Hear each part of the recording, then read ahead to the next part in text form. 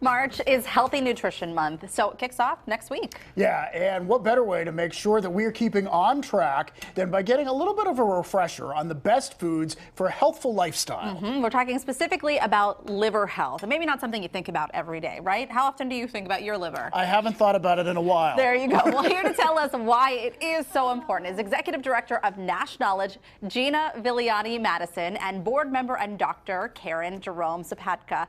And first off, we have to ask you, NASH Knowledge, what does NASH stand for?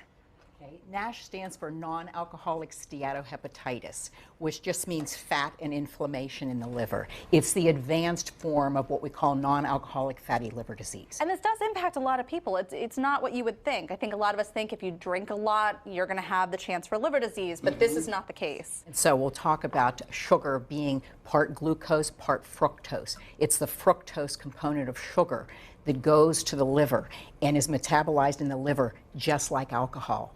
And so we're now seeing children with liver disease of alcoholism that don't drink alcohol. Yeah. So the other point that we wanted to make was that this is a disease that was basically not described before the late 70s, 1980. It's now the #1 cause of liver transplantation. Wow. So it's because of how we eat. It is because of how we eat. We had this total change in our food supply dating back to about 1980 when all the low-fat recommendations came out.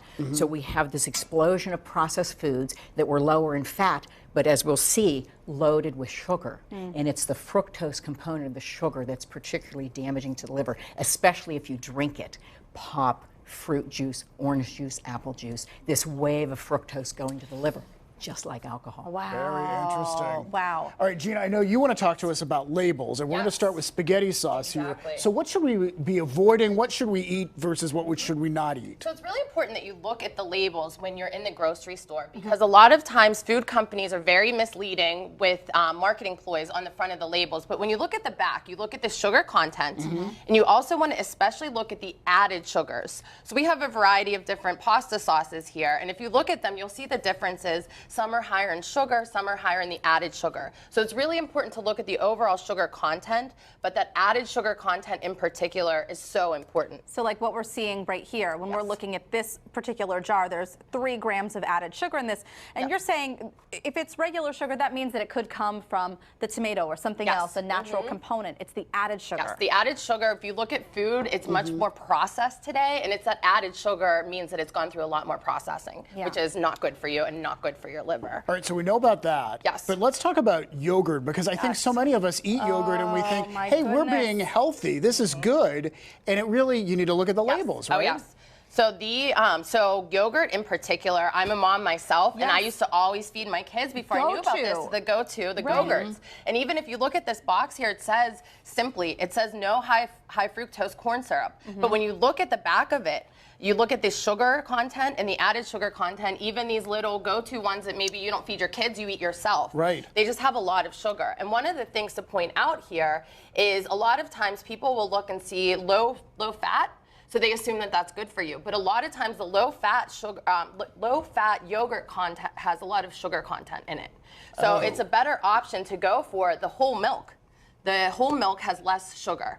And the sugar is really not good for you. You know, this is that whole thing with like margarine versus butter. There was that whole push towards margarine. I remember it. Everybody was getting the tub of margarine. And butter is more natural, right? You're going to get the natural component of that, at least a little bit more. That, maybe 100 years ago or so, people ate on average 4 pounds of sugar a day. The statistics now are 120 pounds of sugar per person per year. I know I'm guilty of this. 120 pounds. Gosh, that's incredible. And of course that makes a difference. And we're seeing a difference in people's health because of that. Yes, and with kids in particular, 6 million kids today have fatty liver disease, non-alcoholic fatty liver disease. And when you just look at this Go-Gurt in particular, 1 tube of that is almost half of what a child should consume for the entire day for their sugar content. And then you couple into that, you know, maybe they're drinking pop or soda, maybe they're drinking juice, Gatorades. Like when you really take the time to look at the sugar content, it's just so striking. And the liver processes sugar the same way that it processes alcohol. So you would not give your kids, you know, an alcoholic beverage. So you need to be really mindful of that. So you guys brought some options here, and this is really, I mean, I think that we all know what we should be doing. Yes. But you've given us some alternatives to kind of say, hey, if you need to cut this out, what can we do? Yes. Yes. So one thing we talked about the pasta sauce. You know, the other thing to think about is just regular pasta in general. So a lot of people don't realize that bread itself has a lot of sugar in it, and pasta comes from bread, right? It's carbs.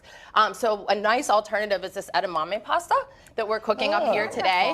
Also, we have turkey meatballs as well, and that's a nice option instead of just like your regular meatballs.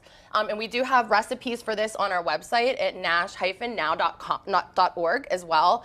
So some really nice, like, healthy options that you can have instead of, you know, and sometimes it's just so easy to make just a little change that has such a big impact on your overall health. Really eye-opening. Thank you both so much for joining us. And that yogurt parfait looks delicious. So that's what I'm going to go for. Better than ice cream or one of these boxed yogurts for sure. Thank you both so much. Really, really eye-opening. Yeah, it's good information, and we appreciate it. Well, you can learn more yourself by going to our website, pittsburghtodaylive.com, to learn more about Nash Knowledge.